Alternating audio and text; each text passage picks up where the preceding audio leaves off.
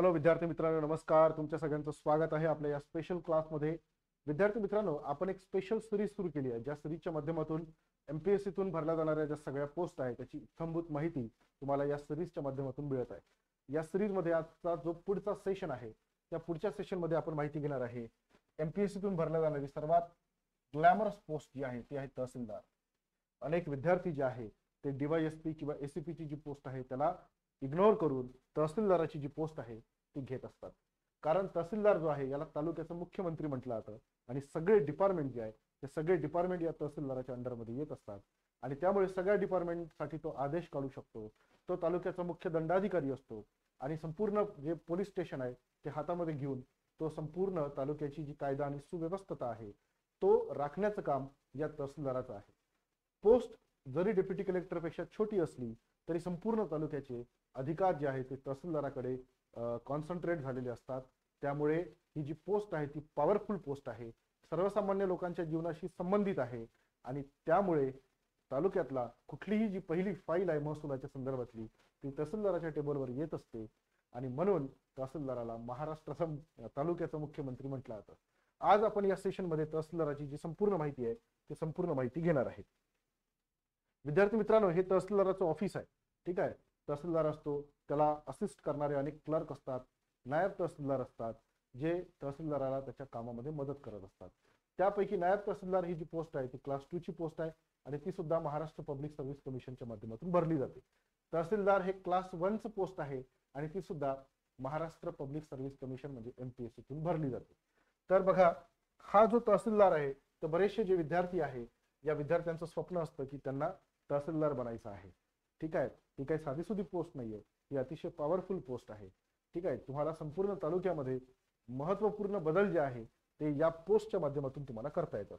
तुम्ही तालुका पाहिलाच असेल, तालुक्यात तुम्ही तुमचं जे कास्ट सर्टिफिकेट आहे किंवा तुमच्याशी संबंधित महत्वाचे डॉक्युमेंट्स आहेत ते काढण्यासाठी तुम्ही नेहमी तहसीलमध्ये गेलेले असाल. तर तहसीलमध्ये गेल्यानंतर तिथे जो सर्वोच्च अधिकारी बसलेला दिसतो तो असतो तहसीलदार. ठीक आहे, यस, तहसीलदाराची कॅबिन तुम्ही बघितली असेल, नसेल बघितली तर एकदा नक्की जा कुठल्या ना कुठल्या कामानिमित्त आणि त्याला भेटून या, म्हणजे तुम्हाला मोटिवेशन तर नक्की मिळेल. Okay, yes. बघा, तर तहसीलदार ही जी पोस्ट आहे ही तहसीलदार ही पोस्ट महाराष्ट्र लोकसेवा आयोग म्हणजे एमपीएससीच्या माध्यमातून भरली जाते.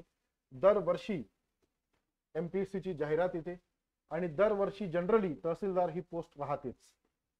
ठीक आहे, तर ही महाराष्ट्राच्या महसूल विभागाची पोस्ट आहे. भारत देशामध्ये ब्रिटिशांचं जे शासन होतं, ठीक आहे, त्या ब्रिटिशांच्या शासनाच्या काळापासूनच तहसीलदार ही पोस्ट आहे.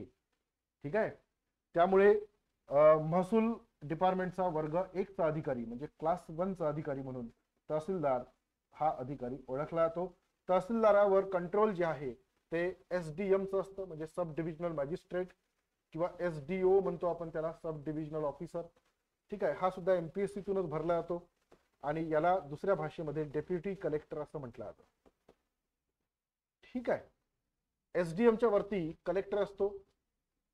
कलेक्टर जो आहे त्याला IAS हे केडर मिळतं. हा अधिकारी यूपीएससी या परीक्षेतून निवडला जातो.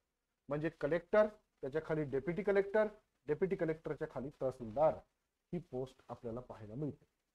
ठीक आहे, जर आपण पदांचा क्रम जर पाहिला तर पदांचा जो क्रम आहे तो आपल्याला अशा पद्धतीने पाहायला मिळतो. बघा, लक्ष द्या, पदांचा क्रम आपण कशा पद्धतीने पाहू शकतो. सगळ्यात खाली तलाठी असतो, गावाच्या पातळीवर हे महसूल विभागातली महत्वाची पोस्ट आहे. त्याच्यावरती मंडळ अधिकारी असतो. तलाठ्याचं प्रमोशन हे मंडळ अधिकारी म्हणून होतं. मंडळ अधिकाऱ्याच्या वरती नायब तहसीलदार असतो आणि या नायब तहसीलदाराच्या वरती तुम्ही असता म्हणजे तहसीलदार असता. तुम्ही शिवाजीचा बॉस पिक्चर पाहिला असेल तर त्यामध्ये तुम्हाला ही तहसीलदाराची पोस्ट दिसली असेल. तहसीलदार ही पॉवरफुल पोस्ट आहे बरं का. हा फक्त एका डिपार्टमेंटचा अधिकारी नाहीये. महसूल डिपार्टमेंटचा अधिकारी जरी असला तरी सगळे डिपार्टमेंट याला रिस्पॉन्सिबल आहे. ठीक आहे, सगळ्या डिपार्टमेंटच्या अधिकाऱ्याला हा आदेश देऊ शकतो, त्यांच्या कामाची माहिती घेऊ शकतो. ठीक आहे, तर ही तहसीलदार पॉवरफुल पोस्ट आहे. चला पुढची माहिती घेऊया. ठीक आहे, तर अशा पद्धतीने प्रत्येक तहसीलदार जो आहे त्याच्यावरती असं लिहिलेलं असतं महाराष्ट्र शासन. तुम्हाला एक सेपरेट कॅबिन असते, लॅपटॉप असतो. ठीक आहे, बाहेर शिपाई उभा असतो, असिस्टंट असतात. ह्या सगळे प्रकारच्या सुविधा असतात.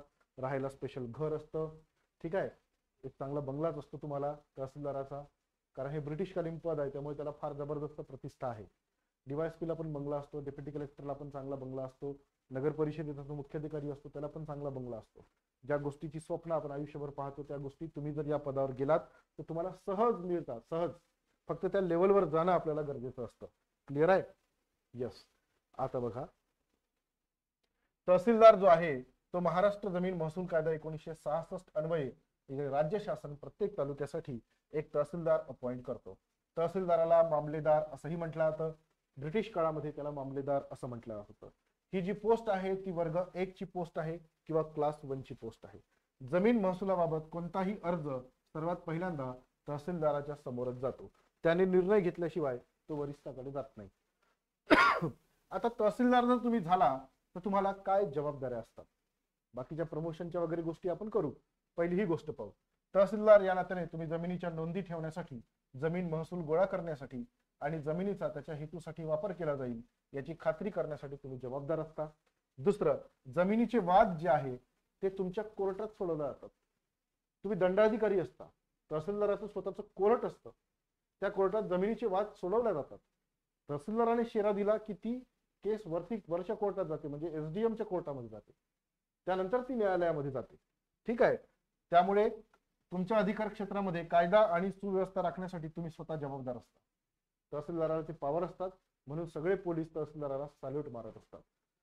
तुमच्या अधिकार क्षेत्राचे कामकाज सुरळीतपणे चालावे यासाठी तुम्ही इतर सरकारी अधिकाऱ्यांसह पोलीस आणि महसूल विभाग यांच्याशी जवळून तुम्ही काम करत असता. ठीक आहे. म्हणजे पोलीस प्रशासनाला हाताशी घेऊन तुम्हाला तालुक्यामध्ये कायदा आणि सुव्यवस्था राखावी लागते. मग तहसीलदार झाल्यानंतर तुम्हाला किती तास काम करावं लागतं? आता बघा, इथे लिहिलाय 9 ते सायंकाळी 5. पण कोणता ऑफिसर येतो का 9 वाजता ऑफिसमध्ये? नाही, ते 10-11 वाजेपर्यंत ऑफिसमध्ये येत नाही. 11ला येतात, 5-6 वाजेपर्यंत ऑफिसला असतात आणि मग तुम्ही घरी जाता. पण एक गोष्ट लक्षात ठेवा, तहसीलदार हा 24/7 राज्य सरकारचा कर्मचारी आहे. जर एखादी महत्वाची घटना घडली आणि तुम्ही तहसीलदार असाल तर तुम्हाला कधीही त्या ठिकाणी जावं लागतं. ठीक आहे. हा मुद्दा लक्षात ठेवायचा आहे. त्यानंतर जमीन महसुलाशिवाय पिकांची आणेवारी काढणे ही अत्यंत महत्वाची जबाबदारी तहसीलदारावर असते. त्यानुसारच मग शेतकऱ्याला नुकसान भरपाई मिळत असते. ठीक आहे. तसेच दुष्काळाची स्थिती जाणून घेण्यासाठी सुद्धा तहसीलदार हे सगळ्यात महत्वाचं पोस्ट आहे. सरकारने नियमानुसार निश्चित केलेली नुकसान भरपाई तहसीलदार हाच अधिकारी शेतकऱ्यांपर्यंत पोहोचवत असतो. तालुक्यातून गौण खनिजाचं उत्खनन करायचं असेल, उदाहरणार्थ वाळू, तर तहसीलदाराची परवानगी घ्यावी लागते. आणि तुम्हाला आतापर्यंत तुम्ही बऱ्याच वेळा ऐकलं असेल की अनेक तहसीलदार जे आहे ते वाळू माफिया आणि तहसीलदार यांच्यामधला संघर्ष तुमच्या कानापर्यंत आला असेल. तहसीलदाराच्या गाडीने त्या वाळू माफियाचा पाठलाग केलेला तुम्ही पाहिलं असेल, किंवा अनेक वाळू माफियांवर कारवाई केल्यामुळे तहसीलदारांचं निलंबन झालं किंवा त्यांची ट्रान्सफर झाली, अशा बऱ्याचशा गोष्टी तुम्ही ऐकल्या असेल. त्यामुळे आता एक गोष्ट तुमच्या लक्षात आली असेल की तहसीलदार हा किती पॉवरफुल अधिकारी आहे, नाही का? बेकायदा वाळू उपसा करणाऱ्या लोकांवर कारवाई करायला गेल्यावर तहसीलदारावर हल्ला झाला अशा बातम्या तुम्हाला वर्तमानपत्रामध्ये पाहायला मिळतात की नाही? त्याला स्पेशल गाडी दिली जाते. मध्ये तर तहसीलदाराच्या गाडीला ऑरेंज कलरचा जो दिवा आहे तो लावला गेला होता, है ना? कलेक्टरच्या गाडीला लाल दिवा होता, पण आता ही दिवेवाली संस्कृती जी ती काढून टाकली गेली. आता फक्त पोलिसांच्या गाडीला दिवे आहे आपल्याला पाहायला मिळतात. तहसीलदार पदाचं महत्व किती आहे हे तुम्हाला यावरून दिसते. तसेच स्वस्त धान्य दुकानांवर देखरेख ठेवणे, काळा बाजार रोखणे ही कामं सुद्धा तहसीलदार करत असतो. तहसीलदार तालुका दंडाधिकारी म्हणून सुद्धा काम करतो. म्हणजे कायद्याची कोणती पदवी त्याच्याकडे नसते, परंतु अर्धन्यायिक जबाबदाऱ्या तो पार पाडत असतो. म्हणून त्याला तालुक्याचा मॅजिस्ट्रेट असंही म्हटलं जातं. म्हणून महत्वाची पोस्ट आहे. समन्स पाठवणे, अटक वॉरंट काढणे, दंड करणे असे अधिकार तहसीलदाराला असतात. ठीक आहे. नायब तहसीलदार, मंडळ अधिकारी यांना मार्गदर्शन करणे, वेळोवेळी आपल्या कार्याचा अहवाल प्रांताधिकारी म्हणजे एसडीएम कडे सोपवणे, तालुक्यात नैसर्गिक संकट आलं तर त्या संबंधीचा अहवाल जिल्हाधिकाऱ्याला पाठवणे ही तहसीलदाराची कामं आहेत. म्हणजे सगळ्या प्रकारची कामं त्याच्या अधिकारामध्ये येतात. जर तुम्ही पोलीस अधिकारी झाला, तुम्ही एसीपी झाला, तर फक्त पोलीस प्रशासन तुमच्या अंडरमध्ये येणार. पण जर तुम्ही तहसीलदार झाला तर मात्र तुमच्या अंडरमध्ये सगळ्या प्रकारचं प्रशासन येतं. आणि म्हणून तहसीलदार ही अत्यंत महत्वाची पोस्ट आहे. ठीक आहे. मग तहसीलदाराचा पगार किती असतो? तो जवळपास 80,000च्या आसपास असतो. सोबतच त्याला राहायला घर मिळतं, गाडी मिळते. ठीक आहे. अख्ख्या गावात सिलेंडरचा तुटवडा जरी झाला तर तहसीलदाराकडे सिलेंडरचा स्टॉक असतो, तो ठेवावा लागतो. त्याच्यामुळे तुमच्या घरी कोणत्याच गोष्टीची कमतरता भासणार नाही. त्यानंतर पदाची सुरक्षा असते. ठीक आहे. हे राजपत्रित पद आहे. ठीक आहे. मानाचं पद आहे, मान आहे, सन्मान आहे. अख्खं पोलीस प्रशासन तुमच्या हातामध्ये असतं, तुम्हाला सल्यूट मारला जातो.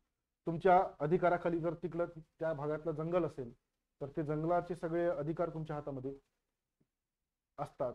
ठीक आहे. मग ताडोबाचं जंगल पाहायला जायचं आणि तुम्ही तिथले तहसीलदार आहे, तुम्ही लगेच त्या जंगलाची पाहणी करण्यासाठी जाऊ शकता. ठीक आहे. म्हणजे तुमची कुठलीच गोष्ट आलं का लक्षात? पण काम जबरदस्त असतं, कामाचं प्रेशर असतं, पॉलिटिकल इंटरफेअर असतं. ठीक आहे. तरी पण एक अतिशय आश्वासक अशी पोस्ट आहे, पॉवरफुल पोस्ट आहे, अधिकार भरपूर आहे, बदल करण्याची क्षमताही भरपूर आहे. अधिकार भरपूर असेल तर बदल करण्याची क्षमता पण जास्त असते, असते की नाही? मग हे तहसीलदार तुम्ही कसं होऊ शकता? तर तुम्ही MPSC तून होणारी राज्यसेवा ही परीक्षा देऊ शकता. राज्यसेवा परीक्षा ही दरवर्षी होते. आधी पूर्व परीक्षा, मग मुख्य परीक्षा आणि मग इंटरव्ह्यू. यामध्ये पूर्व परीक्षा पास झाल्यानंतर मुख्य परीक्षा तुम्हाला पास व्हावी लागते. मुख्य परीक्षा पास झाल्यानंतर तुम्हाला पदांचा क्रम टाकावा लागतो. हा पदांचा जो क्रम आहे तो तुम्ही कोणता टाकला याच्यावर तुम्हाला ती पोस्ट डिपेंड करते. साहजिक आहे की तुम्ही SDM हे पहिला प्रेफरन्स टाकाल, म्हणजे उपजिल्हाधिकारी.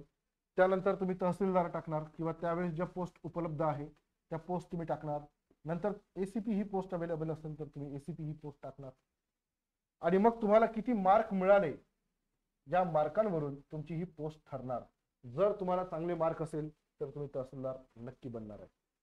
तहसीलदार बनल्यानंतर पुणे या ठिकाणी यशदा नावाची गव्हर्नमेंटची ऑर्गनायझेशन आहे, ती तुम्हाला तहसीलदार या पदाच्या संदर्भातलं सगळं महत्त्वाचं जे ट्रेनिंग आहे ते ट्रेनिंग तुम्हाला या ठिकाणी प्रोव्हाइड करतं. 3 महिन्याचं जे ऑफिशियल ट्रेनिंग आहे ते झाल्यानंतर ॲज अ प्रोबेशनरी ऑफिसर म्हणून तुम्ही अपॉइंट होता. प्रोबेशन तुमचं संपलं की तहसीलदार म्हणून तुमची पोस्टिंग 100% पक्की. आलं लक्षात? किंवा तहसीलदार हे जी पोस्ट आहे ती जिल्हाधिकारी कार्यालयामध्ये सुद्धा असते. तुम्ही तिथले जिल्हाधिकारी कार्यालयामध्ये सुद्धा तुम्ही तहसीलदार म्हणून जाऊ शकता. तुम्हाला ग्रामीण भागामध्ये सुद्धा काम करावं लागू शकतं. तुम्ही शहरामध्ये सुद्धा तुम्ही काम करू शकता. जिल्हाधिकारी ऑफिसला किंवा आयुक्तालयाच्या ऑफिसला तहसीलदार ही जी पोस्टिंग आहे ती असते. तुम्ही तिथे जाऊन सुद्धा महत्वाची कामं जी आहे ते करू शकता. पण खरी मजा जी आहे ती आहे ग्रामीण भागात, तालुक्याच्या लेवलला. कारण तिथे तुम्ही होल अँड सोल तालुक्याचे मुख्यमंत्री असता. ठीक आहे. त्यामुळे सगळ्या महत्वाच्या जबाबदाऱ्या पार पाडण्यासाठी ही जी पद आहे ते जबरदस्त असं पद आहे. आलं का लक्षात? राजपत्रित आहे, क्लास 1 ची पोस्ट आहे. ठीक आहे. त्यामुळे आज आपण तहसीलदार या पदाची संपूर्ण माहिती जी आपल्याला आवश्यक आहे याच्यापेक्षा डिटेलमध्ये सांगून काय फायदा, ती आपण या ठिकाणी घेतलेली आहे. या सिरीजमध्ये पुढच्या वेळेस आपण नवीन पद घेऊन आणि त्याची संपूर्ण माहिती घेऊन भेटूया. तुर्तास या ठिकाणी थांबूया. Thank you very much. All the best. Bye bye.